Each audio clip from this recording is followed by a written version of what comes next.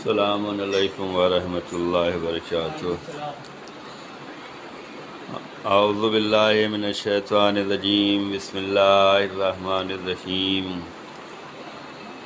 الحمد للہ الذی کان موجودا قبل حدوث الاشیاء ویبقی بعد فناء الاشیاء، تفرد بالاولیۃ والقدم ووسم کل شیء ما عدا بالفناء والعدم، کما قال ذا شأنہ کل شیء ہالک الا وجہہ وکل نفس ذائقۃ الموت، وقال کل من علیہا فان ویبقی وجہ ربک ذو الجلال والاکرام، والصلاۃ والسلام علی اشرف الانبیاء والمرسلین، حبیب الہ العالمین بالقاسم محمد وعلی اہل بیت الطیبین الطاہرین المعصومین المظلومین، اما بعد اوصیکم ونفسی بتقوی اللہ، ان اللہ یحب المتقین۔ اپنے نفس کو اور آپ تمام حضرات کو تقوی الہی کی وعظ و نصیحت کرتا ہوں اور دعوت فکر دیتا ہوں۔ تقوی بہترین زاد راہ ہے اور بہترین سرمایہ نجات اور سرمایہ ہدایت ہے۔ اعمال کی قبولیت کا دار و مدار تقوی الہی پر ہے۔ اگر تقوی الہی ہوگا تو اعمال قبول کیے جائیں گے، اور اگر تقوی الہی نہیں ہوگا تو اعمال رد کر دیے جائیں گے۔ اس کی مثال قرآن کریم نے دی ہے۔ یہ حابیل و قابیل کی نذر یا قربانی، اور دوسری مثال یہ بیان کی گئی ہے کہ اگر انسان خلوص دل سے کام کرتا ہے تو ایک دانہ زمین پر اگر گیہوں کا بویا جاتا ہے تو اس سے 7 بالیاں نکلتی ہیں، اور ہر بالی میں 100 دانے ہوتے ہیں۔ یعنی انسان اگر ریاکاری نہ کرے اور خلوص دل کے ساتھ نیک کام کرتا ہے تو ایک کے بدلے 700 ثواب ملتا ہے۔ اس کی مثال گیہوں کے دانے کی ہے کہ اگر اسے نرم زمین پر بویا جائے تو ایک دانہ بویا جاتا ہے، اس سے 700 دانے نکلتے ہیں۔ اور اگر ریاکاری کے لحاظ سے کام کیا جائے، یعنی تقوی الہی نہ ہو، تو اس کی مثال بھی قرآن کریم نے دی ہے کہ ایک دانہ گیہوں کو اگر سخت زمین پہ یا پتھر پہ ڈال دو گے تو وہ ایک دانہ پتھر پر پڑے پڑے سڑ جائے گا اور اپنا وجود ختم کر دے گا۔ تو اگر ریاکاری ہے تو ایک بھی برباد ہو جائے گا، اور اگر خلوص ہے، تقوی الہی ہے، نیت صاف ہے، تو ایک دانہ جو ہے وہ 700 دانہ بنا کر دے گا۔ تو تقوی الہی جو ہے یہ بہترین سرمایہ ہدایت بھی ہے اور نجات بھی ہے اور سرمایہ آخرت بھی ہے۔ اسی لیے دعوت فکر دی جاتی ہے کہ انسان اپنے تمام معاملات میں تقوی الہی کو اختیار کرے۔ تقوی الہی کا مطلب یہ ہوتا ہے کہ انسان اپنے کو بھی محفوظ رکھے، اپنے اعمال کو بھی محفوظ رکھے۔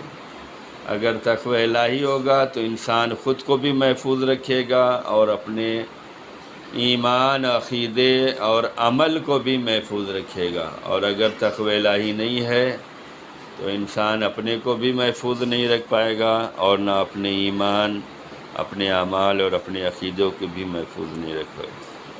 تقوی الہی کا مطلب یہ ہوتا ہے کہ واجبات کو ادا کرتے رہیں اور حرام سے بچتے رہیں۔ جو ہم پر واجب ہے اس کو ہم بجا لائیں، اس میں کوتاہی نہ کریں، اس میں تاخیر نہ کریں، اس میں سستی نہ کریں، بلکہ وقت پر بجا لائیں، اور جو کچھ بھی حرام ہے اسے ہم نہ دیکھیں اور نہ اسے ہم بجا لائیں۔ یہی تقوی الہی بیان کیا گیا ہے۔ اور ہر خطبہ جمعہ میں اسی تقوی الہی کی وعظ و نصیحت اور دعوت فکر دی جاتی ہے۔ خدا ہم سب کو تقوی الہی پر زندگی گزارنے کی توفیق عنایت فرمائے اور ہمارے ایمان اور عقیدے اور عمل کو جو ہے وہ تقوی الہی کے زیر سایہ پروان چڑھائے۔ اس ہفتے کی جو مناسبت ہے، آج 29 ربیع الثانی ہے، 25 نومبر کو 29 ربیع الثانی ہے۔ کل کا دن جو ہے وہ 30 ربیع الثانی۔ 30 ربیع الثانی کو ایک مناسبت یہ ہے کہ وفات زینب بنت خزیمہ ہے۔ زینب بنت خزیمہ رسول اللہ کی زوجہ تھیں، جو رسول اللہ کے ساتھ انہوں نے شادی کی ہے 4 ہجری میں۔ یہ مطلقہ تھیں، 4 ہجری میں انہوں نے رسول اللہ سے شادی کی ہے اور 8 مہینہ رسول اللہ کے ساتھ زندگی گزاری ہے۔ رسول اللہ کی زندگی میں ہی زینب بنت خزیمہ کا انتقال ہوا ہے۔ زینب بنت خزیمہ جو ہے وہ پرہیزگار بیوی تھیں اور 3 رمضان مبارک کے 3 ہجری میں رسول اللہ نے شادی کی ہے، 8 مہینہ زندگی گزاری ہے اور 30 ربیع الثانی 4 ہجری کو وفات ہوئی ہے۔ رسول اللہ نے جو ہے نماز جنازہ پڑھی اور جنت البقیع میں جو ہے ان کو دفن کیا ہے۔ یہ جو مشہور تھیں وہ ام المساکین کے نام سے مشہور تھیں۔ ام المساکین، مسکینوں کی ماں، غریبوں کی ماں۔ یہ کیوں لقب پڑا؟ اس لیے کہ زینب بنت خزیمہ جو زوجہ رسول تھیں، انہوں نے اپنی زندگی میں مسکین اور محتاج ضرورت مند لوگوں کی انہوں نے خدمت کی ہے۔ خدمت کرنے کا مطلب یہ ہے غریبوں کا خیال رکھا ہے، فقیروں کا خیال رکھا ہے۔ جو ضرورت مند تھے ان کی ضرورتوں کو پورا کرتی تھیں اور ان کی مدد کرتی تھیں۔ زیادہ نیکیوں کے بجا لانے کی وجہ سے جو ہے آپ بہت مشہور تھیں، آپ کو جو ہے ام المساکین کہا جاتا تھا۔ ظاہر سی بات ہے کہ غریبوں کا اور ضرورت مندوں کا مددگار بننا، ان کی کمک کرنا، ان کی ہیلپ کرنا، یہ جو ہے وہ نیکیوں میں شمار کیا گیا ہے اور اس کی بہترین جزا دی گئی ہے۔ اسلام نے اس بات پر مومنین کو آمادہ کیا ہے کہ وہ اپنے رشتہ داروں میں، اس کے بعد اپنے ہمسائے میں اور اپنے علاقے میں نظر رکھیں، جو غریب ہیں، مستحق ہیں، جو محتاج ہیں، ان کی مدد کی جائے، ان کا خیال رکھا جائے۔ غریبوں کی مدد کرنے سے جو ہے اللہ خوش ہوتا ہے اور اللہ جو ہے رزق میں برکت دیتا ہے۔ اس لیے کہ اگر ہم نے کسی غریب کا خیال رکھا تو اللہ ہمارا زیادہ خیال رکھے گا، اور اللہ تعالیٰ نے جو ہمیں رزق دیا ہے اس میں دوسروں کا بھی حصہ ہے، فقط ہمارا ہی حصہ نہیں ہے، اس میں دوسروں کا بھی حصہ ہے، اور یہ حصے الگ الگ اعتبار سے جدا ہوتے جاتے ہیں۔ کہیں خمس کے نام پر جدا ہوں گے، نکلیں گے، کہیں زکوٰۃ کے نام پہ نکلیں گے، کہیں فطرے کے نام پہ نکلیں گے، کہیں صدقہ و خیرات کے نام پہ نکلیں گے، اور کہیں پر جو ہے مدد کے نام پہ نکلیں گے۔ تو یہ جو اللہ تعالیٰ نے ہمیں دیا ہے تو اس میں دوسروں کا بھی وہ حق ہے۔ اللہ نے دیا ہے تاکہ وہ آزمائے کہ تم اس میں سے دوسروں کے حق کو ادا کر رہے ہو یا نہیں کر رہے ہو۔ اگر کریں گے تو اللہ تعالیٰ اور اضافہ دے گا اور اس میں برکت دے گا اور اس میں سکون دے گا، اور اگر ہم نہیں حق ادا کریں گے تو پھر برکت نکل جاتی ہے، سکون نکل جاتا ہے۔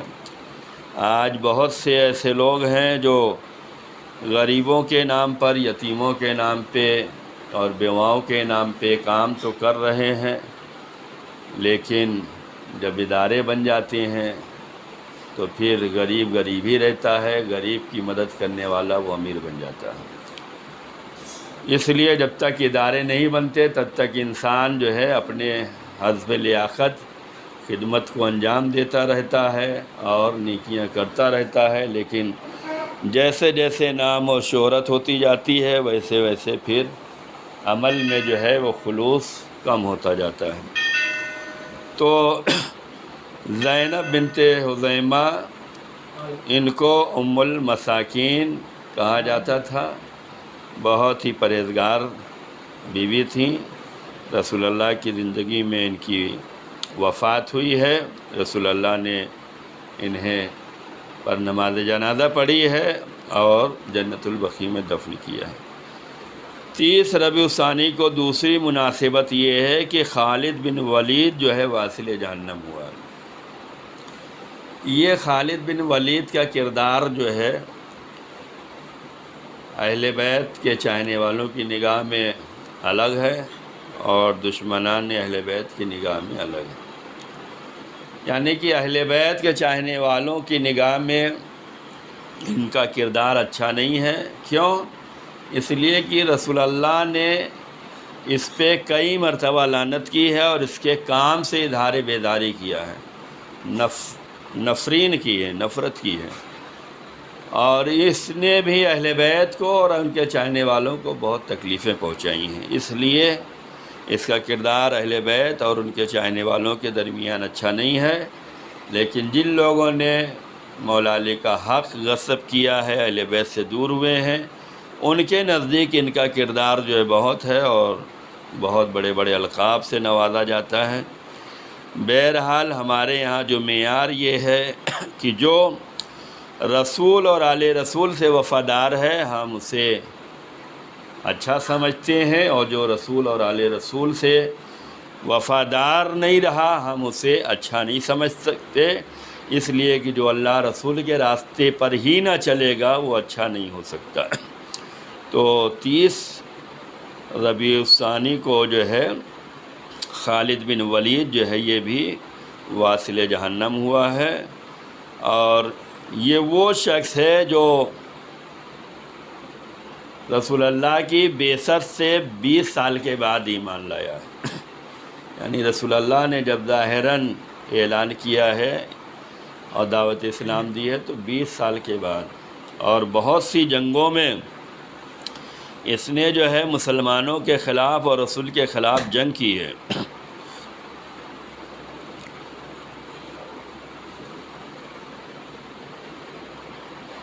اور یہ جو ہے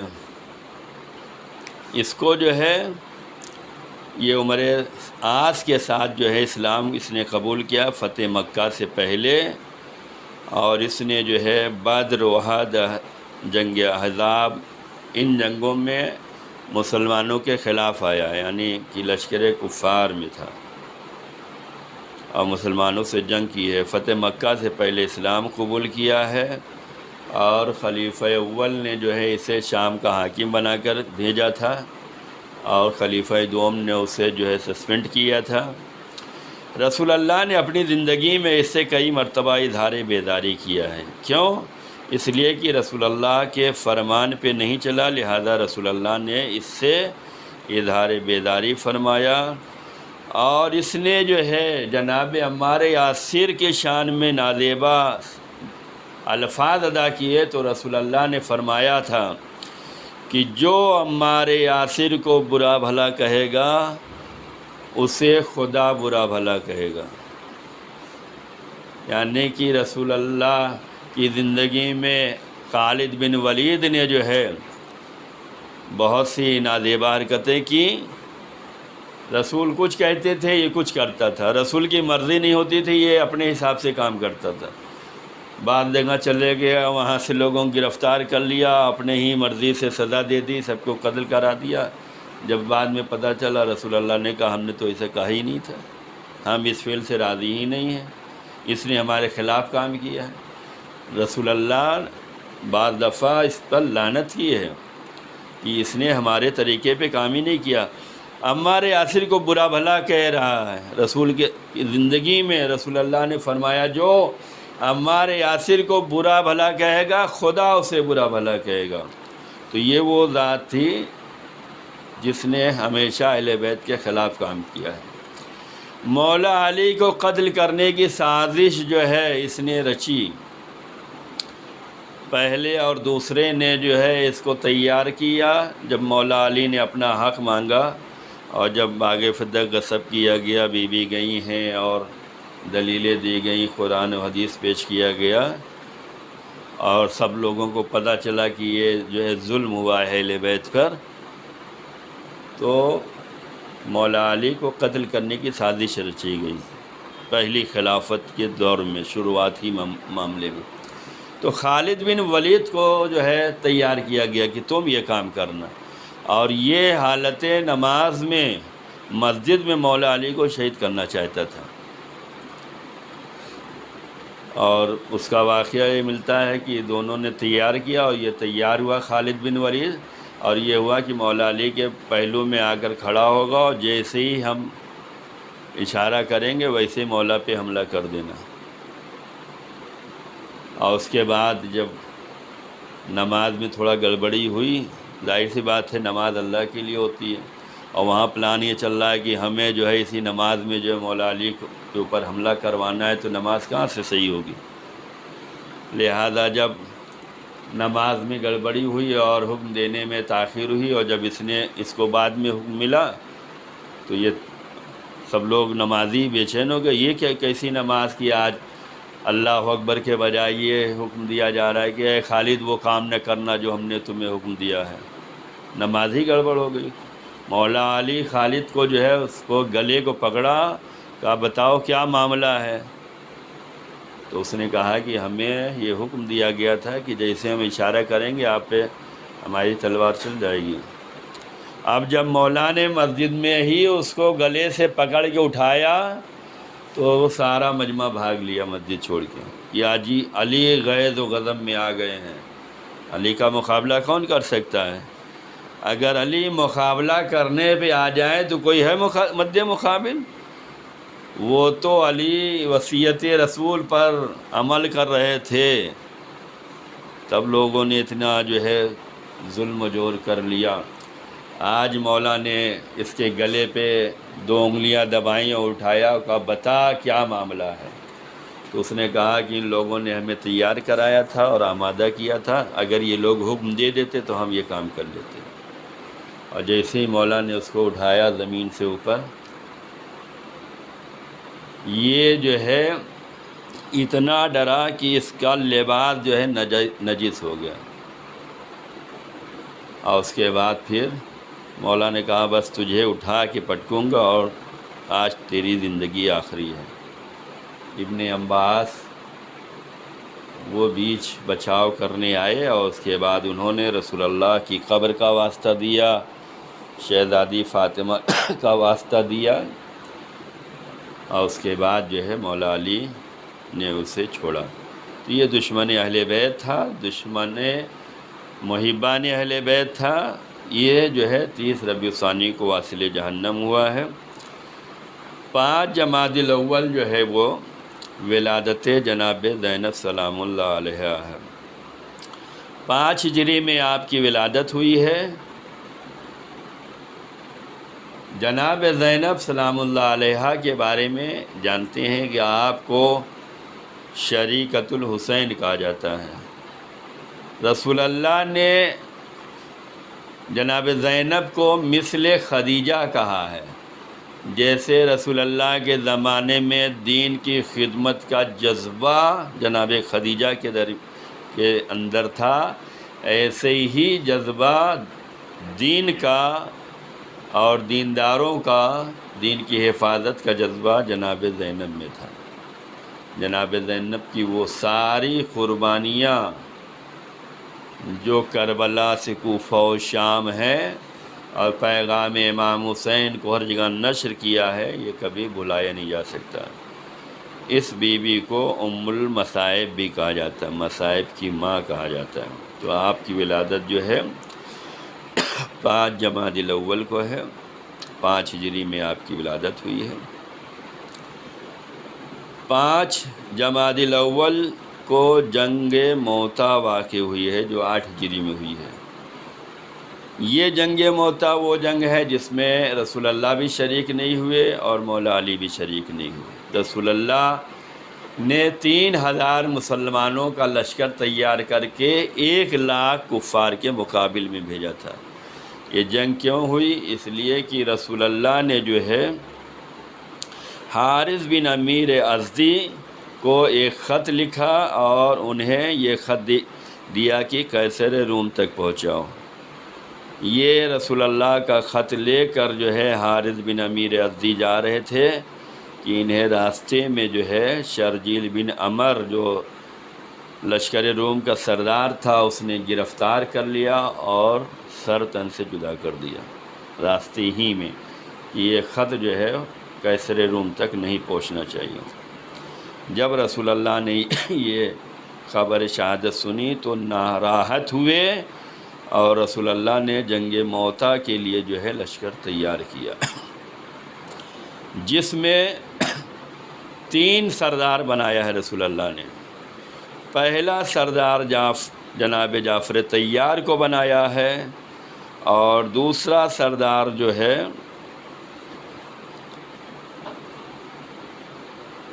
تین سردار بنائے اور یہ کہا کہ پہلا سردار جنگ کرے گا، اگر یہ پہلا سردار شہید ہو جاتا ہے تو دوسرا سردار، اور دوسرا سردار اگر شہید ہو جاتا ہے تو تیسرا سردار رہے گا۔ تو جناب جعفر طیار اسی جنگ موتا میں شہید ہوئے ہیں اور ان کے دونوں بازو قلم ہوئے ہیں، اسی لیے انہیں جعفر طیار کہا جاتا ہے۔ جنت میں اللہ نے انہیں 2 پر عطا کیے ہیں، انہی پر کی وجہ سے وہ اڑتے ہیں۔ جنگ موتا میں آپ کے دونوں بازو قطع ہوئے تھے، جناب ابو طالب کی اولاد ہیں، مولا علی کے بھائی ہیں، اور جو پہلی اسلام کی ہجرت ہے حبشہ انہی کی سرداری میں رسول اللہ نے نئے مسلمانوں کو جان بچانے کے لیے حبشہ بھیجا تھا۔ کفار و مشرکین پریشان کرتے تھے تو جناب جعفر طیار ہی لے کر انہیں گئے تھے۔ جناب جعفر طیار ہی جو ہے اس جنگ موتا میں شہید ہوئے ہیں۔ یہاں پر جو چیز باعث نصیحت ہے وہ یہ ہے کہ رسول اللہ جب 3000 کا لشکر 1 لاکھ فوج کے مقابل میں بھیج رہے تھے تو اس لشکر کو جو وعظ و نصیحت کی ہے اس وعظ و نصیحت کو سمجھنے کی ضرورت ہے۔ رسول اللہ نے جو ہے نماز ظہر ادا کی اور اس کے بعد اس لشکر کو خدا حافظی کرنے کے لیے آئے ہیں اور دعا دی ہے ان لوگوں کو، اور اس کے بعد خطاب کیا ہے کہ ہم تمہیں تقوی کی اور خیر اور نیکی، مسلمانوں سے تقوی اور خیر و نیکی کی ہم تمہیں وعظ و نصیحت کرتے ہیں۔ رسول اللہ نے انہیں نصیحت فرمائی ہے۔ 3000 لشکر جو جنگ موتا میں بھیج رہے تھے ان کو وعظ و نصیحت کی ہے کہ تمہیں مسلمانوں کے ساتھ جو ہے ہمیشہ نیکی کرنا ہے، مسلمانوں کا خیر چاہنا ہے اور تمہیں تقوی الہی اختیار کرنا ہے، اور جو کام بھی کرنا خدا کے نام سے کرنا اور خدا کی راہ میں حرکت کرنا۔ اور اس کے بعد یہ فرمایا کہ دیکھو جنگ میں تو جا رہے ہو، پیمان شکنی نہ کرنا، جو وعدہ کیا گیا ہے وعدے کو نہیں توڑنا اور خیانت بھی نہیں کرنا۔ حالت جنگ میں بھی رسول اللہ یہ چاہ رہے ہیں کہ تم وعدہ خلاف نہ ہو اور تم خیانت بھی نہیں کرنا۔ جب جنگ کی حالت میں رسول اللہ یہ چاہتے ہیں کہ خیانت نہ برتو، وعدہ پر عمل کرو، تو عام زندگی میں بدرجہ اولا ہمیں خیانت سے اور وعدہ خلافی سے محفوظ رکھنے کی ضرورت ہے کہ ہم جو بھی وعدہ کریں اس وعدے کو ہمیں پورا کرنا چاہیے، اور جو بھی ہمارے پاس امانت ہے، کسی کا راز بھی امانت ہو سکتا ہے، کسی کا مشورہ بھی امانت ہو سکتا ہے، کسی سے صلاح و مشورہ کرنا، کسی سے کوئی راہ حل نکالنا، یہ سب بھی امانت ہو سکتی ہے، امانت میں خیانت نہیں کرنا چاہیے۔ رسول اللہ نے جو تاکید فرمائی لشکر کو، یہ کہا کہ بچوں کو قتل نہیں کرنا، اور جو جن کو اسیر کرنا ان کے ساتھ ظلم و زیادتی نہیں کرنا، ان کو دعوت دینا، اگر وہ قبول کرتے ہیں تو ان کی قبول کرنے کو اسے تم قبول کر لینا، انہیں اذیت نہیں دینا۔ تو یہ وہ چیزیں تھیں جو رسول اللہ نے اپنے مختصر سے لشکر کو بیان کی ہیں اور دعوت دی ہے کہ تقوی الہی ہو، مسلمانوں کے ساتھ ہمیشہ نیکی کرنا، ان کی اصلاح کی کوشش کرنا، ان کے ساتھ ہمیشہ بھلائی سے کام آنا، اور حالت جنگ میں بھی تم وعدہ خلاف نہ ہونا، خیانت نہ کرنا، بچوں کا قتل نہ کرنا۔ تو ہمیں یہ چاہیے کہ ہم تعلیمات اہل بیت پہ چلیں، چاہے جس زمانے میں بھی رہیں، ہمیں تعلیمات اہل بیت پہ چلتے رہنا چاہیے، اس لیے کہ ان کی راہ پہ چلنے میں ہی ہمیں کامیابی ملنے والی ہے، ہمیں سعادت ملنے والی ہے، ہمیں خوش بختی ملنے والی ہے، ہمیں منزلت ملنے والی ہے۔ خدا کی بارگاہ میں دعا ہے کہ پروردگار ہمیں اہل بیت کی راہ پہ ثابت قدمی عنایت فرما، اور اہل بیت کی خوشنودی کے لیے کام کرنے کی توفیق عنایت فرما۔ پروردگار ہم سب کے گناہ صغیرہ و کبیرہ کو معاف فرما، ہم سب کو بہترین سے بہترین خدمت دین اور خدمت خلق کرنے کی توفیق عنایت فرما۔ ظہور حضرت امام زمان علیہ السلام میں تعجیل فرما، ہم سب کو امام کے خادم و ناصروں میں شمار فرما۔ انا احسن الحدیث وابلغ الموعظہ کتاب اللہ۔ اعوذ باللہ من الشیطان الرجیم، بسم اللہ الرحمن الرحیم۔ والعصر ان الانسان لفی خسر الا الذین آمنوا وعملوا الصالحات وتواصوا بالحق وتواصوا بالصبر۔ اللہ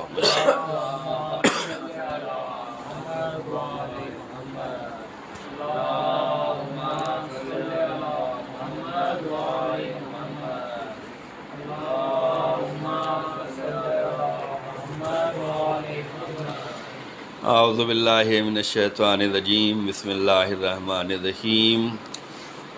الحمد للہ الذی لا الہ الا هو الحلیم الکریم، غافر الذنب وقابل التوب وهو الغفور الرحیم۔ سبحان من سبقت رحمتہ وغضبہ وبسط الیدین بالرحمہ، سبحان من لم یکلف نفسا الا دون وسعها وعفى عن السيئات ولم يجاذبها، سبحان من لا يزداد ولا ماثل العباد الا كرما وجودا ولا كثرة الذنوب الا عفوا وصفا، نشهد ان لا اله الا الله وحده لا شريك له واشهد ان محمدا عبده ورسوله واشهد ان امیر المؤمنین واولاد المعصومین حجج اللہ، اما بعد۔ عزیزان گرامی، آنے والے جو ہے مہینے میں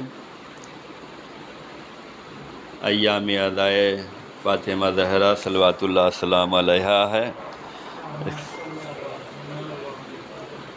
صلوات جو ہے آواز سے پڑھیں، اللہم صلی علی محمد۔ صلوات کے جو ہے بہت سے فضائل بیان کیے گئے ہیں، آپ تمام حضرات کو معلوم ہے۔ ہمیں معلوم تو ہر چیز ہے، لیکن اس کو جو ہے اپلائی کرنا چاہیے تاکہ اس کے دونوں فائدے حاصل ہو سکیں۔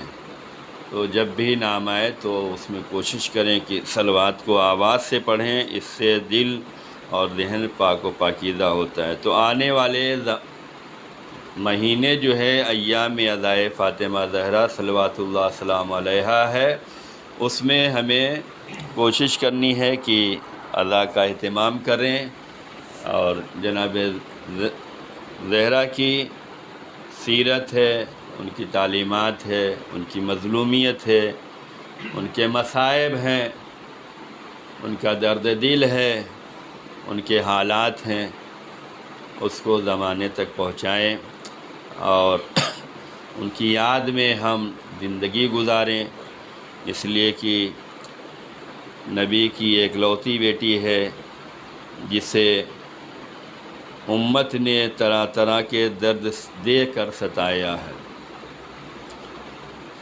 اپنے بابا کو دل کھول کر رونے بھی نہیں دیا گیا، اور اس کے بعد مصائبوں کا سلسلہ شروع ہو گیا، اور یہاں تک کہ 75 دن یا 95 دن کے اندر ہی آپ کی جو ہے شہادت واقع ہو گئی۔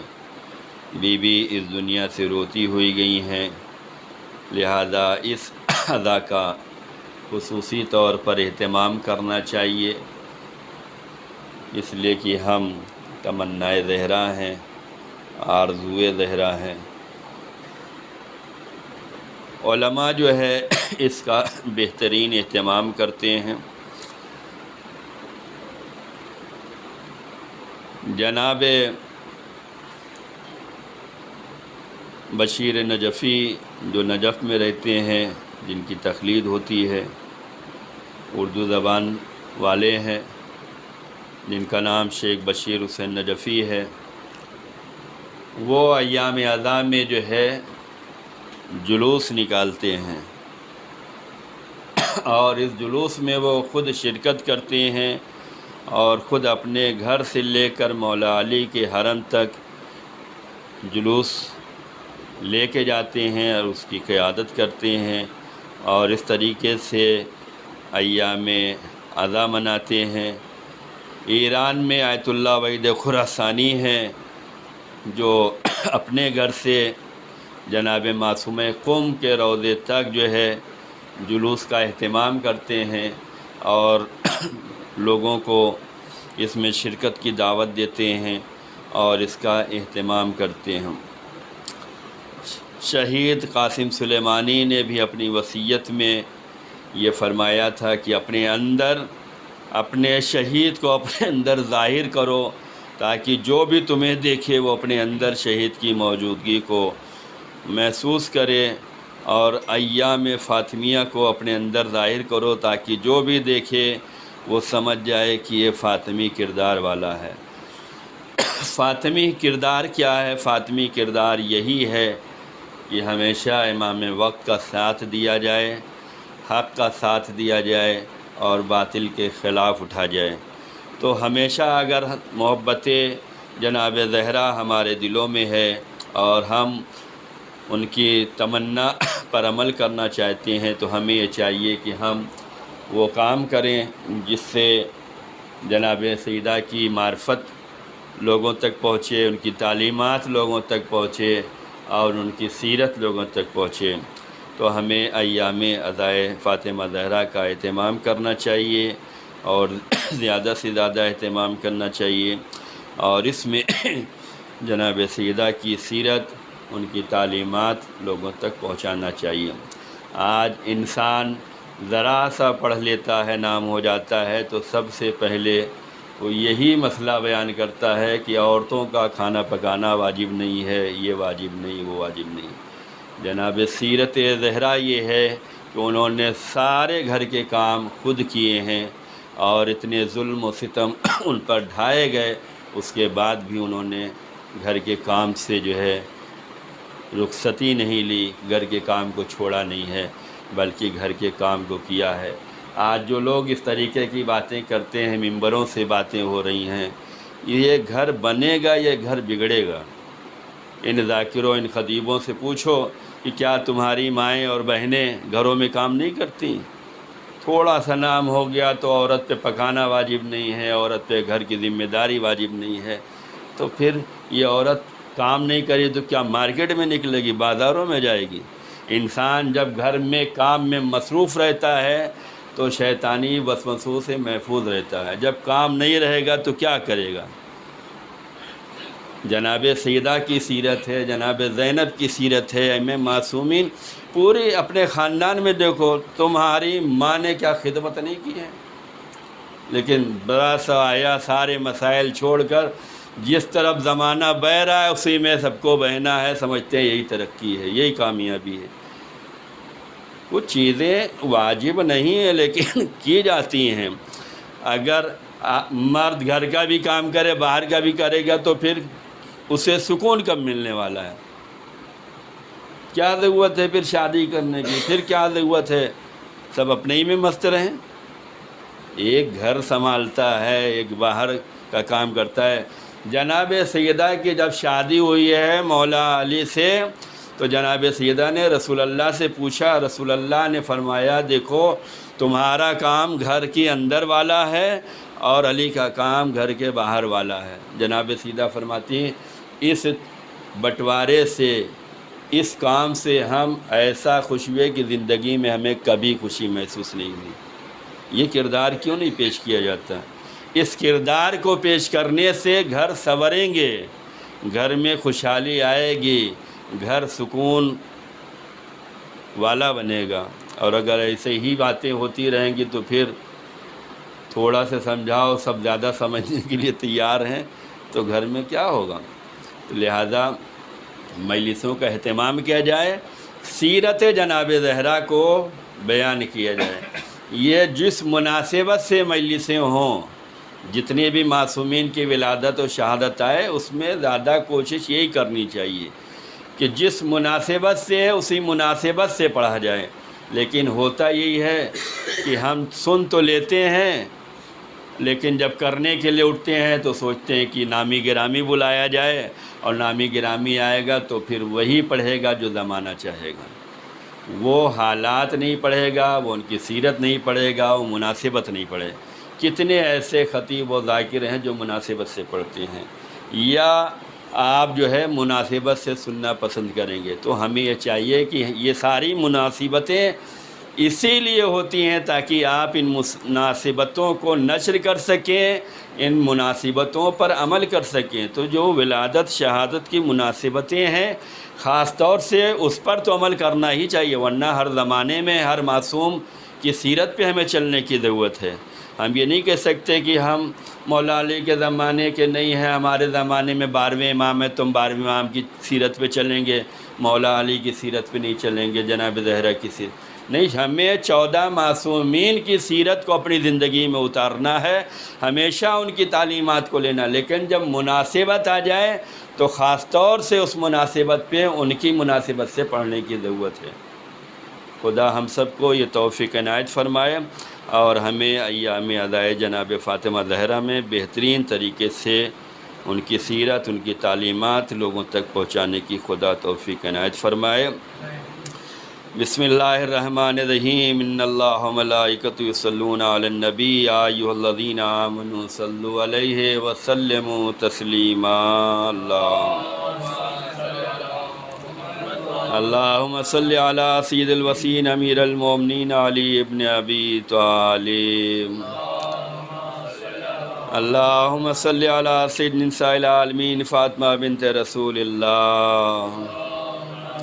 اللہم صلی علی الحسن ابن علی مجتبی۔ اللہم صلی علی الحسین ابن علی شہید کربلا۔ اللہم صلی علی علی ابن الحسین زین العابدین۔ اللہم صلی علی محمد ابن علی باقر النبیین۔ اللہم صلی علی جعفر ابن محمد الصادق۔ اللہم صلی علی موسیٰ ابن جعفر الکاظم۔ اللہم صلی علی علی ابن موسیٰ الرضا۔ اللہم صلی علی محمد ابن علی تقی الجواد۔ اللہم صلی علی علی ابن محمد ہاد النقی۔ اللہم صلی علی الحسن ابن علی الزکی العسکری۔ اللہم صلی علی مولانا صاحب العصر والزمان الحجت ابن الحسن القائم المہدی۔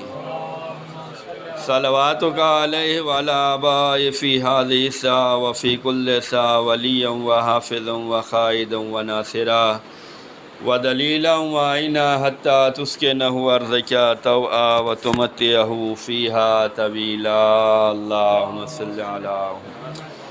خدایا ہم سب کی حاضری کو قبول فرما، ہم سب کے گناہ صغیرہ و کبیرہ کو معاف فرما، ہم سب کو کامیابی عزت آبرو نصیب فرما، ہم سب کے روزی روزگار میں برکت عنایت فرما، ہم سب کی صفوں میں اتحاد اتفاق کی دولت نصیب فرما، ظہور امام میں تعجیل فرما، امام کی راہ پہ چلنے کی توفیق عنایت فرما۔ بسم اللہ الرحمن الرحیم، قل هو اللہ احد اللہ الصمد لم یلد ولم یولد ولم یکن لہ کفوا احد۔ اللہ